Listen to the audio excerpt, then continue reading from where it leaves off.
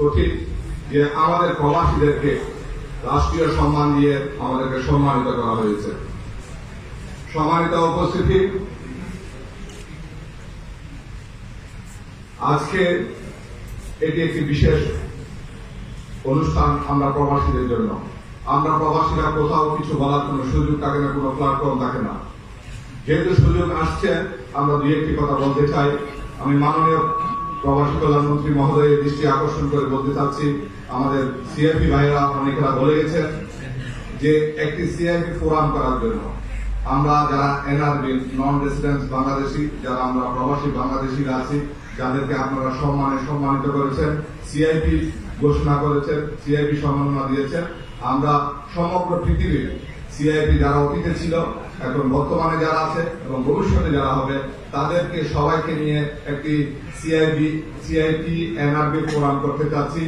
যে ফোরামের মাধ্যমে আমাদের এখানে চাওয়া পাওয়ার কিছু নেই। যে সম্মান আপনারা আমাদেরকে দিয়েছেন, এর চেয়ে বড় সম্মান আর কিছু হতে পারে না।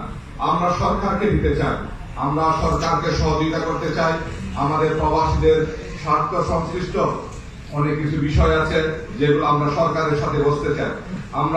আপনারা আজকে যে আমাদের বিশেষ সুবিধার মধ্যে যে সুবিধাটি বিশেষ করে উল্লেখযোগ্য, যে আমরা এখানে বিনিয়োগ করলে যে যারা করে না তাদের ওই ক্যাটাগরিতে সুবিধাগুলো পাবো।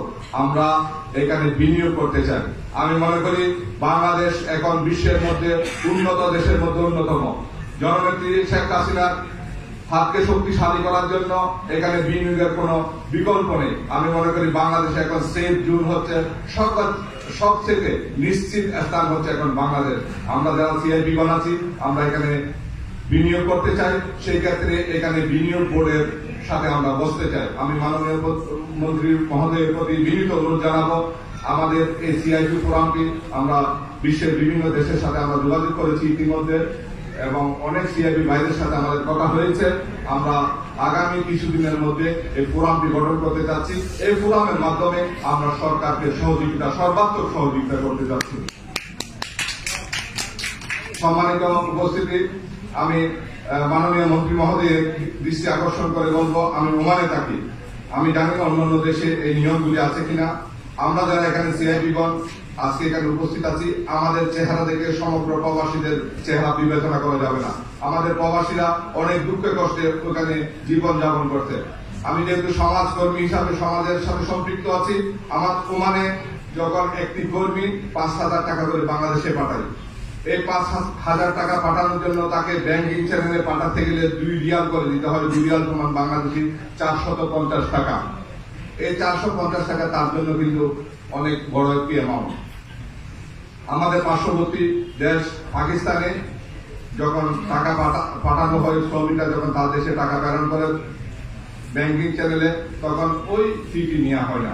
এখন আমাদের এক্সচেঞ্জ হাউস বা যারা এখানে ব্যাংকের সাথে যাদের কানেকশন আছে, এটা সরকার থেকে যদি ভর্তুকি দেওয়া হয়, আমি মনে করি আরো অধিকাংশে যে রেমিটেন্স বেড়ে যাবে। আমাদের প্রবাসী যারা শ্রমিক ভাইয়েরা আছে, তারা অতি সহজে এখানে রেমিটেন্স প্রেরণ করবে।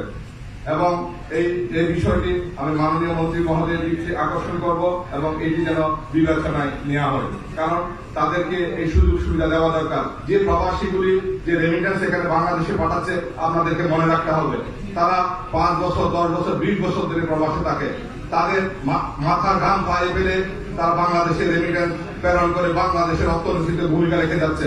তারা কিন্তু কোনোদিন বাংলাদেশের শ্বাস প্রশ্বাস পর্যন্ত কোনোদিন নেয়নি। আমি মনে করি এই বিষয়টি সরকার এবং অর্থ মন্ত্রণালয় সহ সংশ্লিষ্ট সকল মন্ত্রণালয়ের প্রতি আমি বিনীত অনুরোধ জানাবো, এই বিষয়টি যেন বিবেচনায় আনে।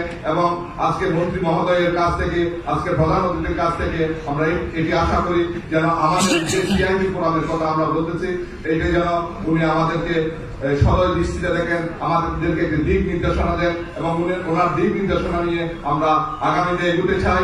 এবং এই ফোরামটি প্রবাসী কল্যাণ মন্ত্রণালয়ের আন্ডারে থেকে আমরা এটা পরিচালিত করতে চাই। সম্মানিত উপস্থিত, ধন্যবাদ। আমি সময় বেশি নেওয়ার জন্য আবার ক্ষমা চেয়ে নিচ্ছি। সবাই খুব ভালো থাকবেন, সুন্দর থাকবেন। আসসালামু আলাইকুম।